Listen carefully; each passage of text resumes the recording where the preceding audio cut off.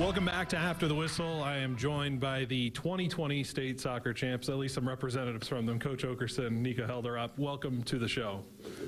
You know, a wild season to say the least. We kind of knew what we were getting into, though, with the COVID season. You know, first off, just what does it feel? I'll start with Ryan. What does it feel to be a champ in this kind of crazy year? Well, it's a great feeling. I mean, these guys overcame a lot this year, you know, with our shutdown midway through, with losing half our varsity squad. Able to battle back and get healthy right before WDA and have a big match against BHS. I think that it shows a lot of courage and a lot of heart from these guys as far as how they were able to overcome a lot of those adversities. NIKKO, this season was kind of a dogfight, you know, between the top four teams. Everyone was trading spots and whatnot.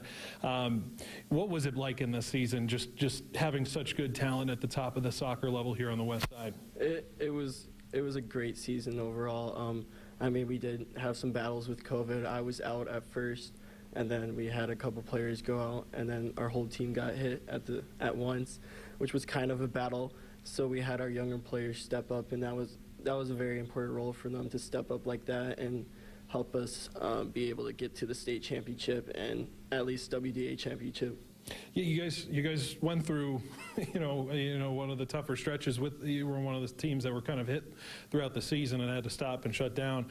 Ryan, what was that challenge like for you, and be able to kind of find a way to restart after that? Well, it was difficult. I mean, we have good coaches at the reserve level as well, along with the JV level, and they've kind of held the same ideals as what we do at the varsity level, the same formations, the same basic information given to the players. So really. Other than maybe a little bit of a talent drop, the guys all knew when they came in what we expected of them and what we needed them to do on the field. So, I mean, they stepped up and they played extremely well.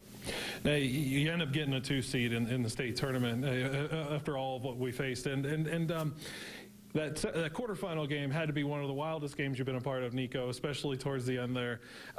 You know, how were you guys able to fight and be able to tie that game and send it to penalties?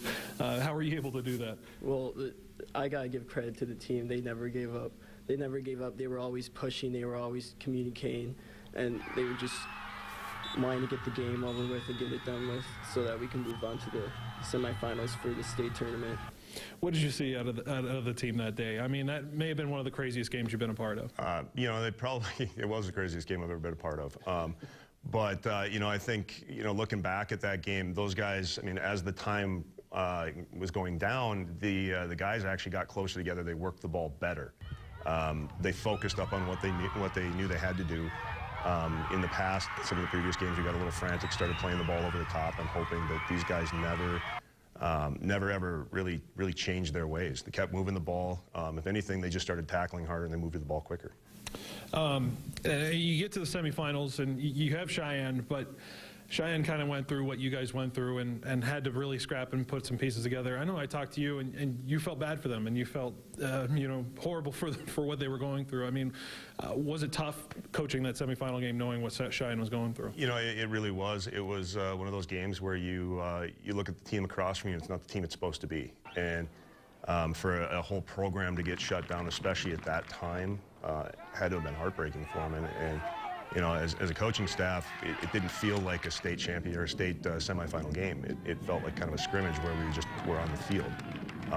Thankfully, the boys came out and took care of business because, you know, we proved that you don't have to have a full varsity out there, or any varsity out there for that matter, to get some wins. So if we overlooked them at any point during the game, it could cost us.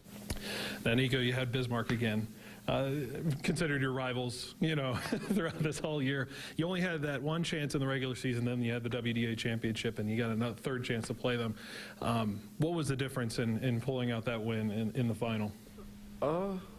Well, I mean, we came into that final mentally prepared. We were like wanting to win because we haven't won a state championship in 7 years, and we usually struggle in state. We just really can't get to that semifinal game as much. So the way we were able to step out on the field and perform well, like the communication aspect, the moving of the ball was very good for us, and I feel like that's what helped us win the state title for sure.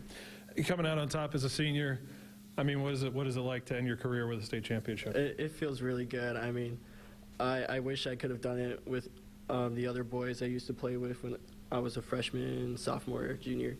But, I mean, to come out as a state championship my senior year feels great, and I feel like doing it for the other seniors was very good as well. It made me feel happy, and I am just proud of this whole team. Just an amazing season from your team and from you guys. It was fun to watch, just such a wild soccer season, through and through. I want to thank you guys for joining me on the show. Century, your 2020 state champions.